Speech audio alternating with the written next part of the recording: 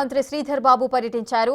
PV Narasimha Rao medicine పార్కులో పలు రకాల ఔషధ మొక్కలను నాటారు. రామానంద తీర్థ స్వామి వారి ఆలోచనకు మేరకు వారి ఆశయాలకు అనుగుణంగా ఇన్స్టిట్యూట్ స్థాపించడం జరిగిందని గుర్తు చేశారు. ప్రాణహిత చేవెళ్ల ప్రాజెక్టులో భాగంగా కృష్ణా గోదావరి జలాలను ఈ ప్రాంతానికి తీసుకొస్తామని మంత్రి శ్రీధర్ బాబు వెల్లడించారు. ప్రత్యేకించి స్వామి రామానంద తీర్థ గారు ఆ రోజు పోరాటంలో పాల్గొని ఈరోజు స్మరించుకోవాల్సిన అవసరం ఉంటుంది.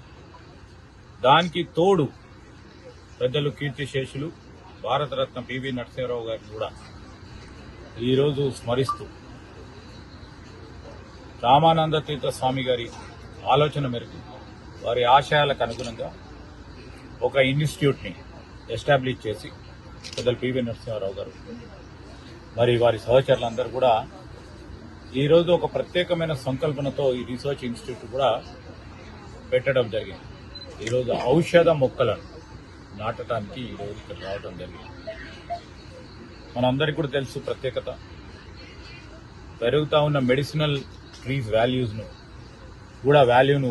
దృష్టిలో పెట్టుకొని ఈనాడు ఔషధ మొక్కలు కూడా వందలాది ఔషధ మొక్కలను కూడా విద్యార్థుల చేతుల మీదుగా ఇక్కడున్న మా ప్రజాప్రతినిధుల చేతుల మీదుగా మరి రీసెర్చ్ కమిటీకి సంబంధించిన సభ్యుల చేతుల మీదుగా ఒక ప్రధానమైన కార్యక్రమానికి మేము రావటం వారు మాకు ఆహ్వానించడం జరిగింది.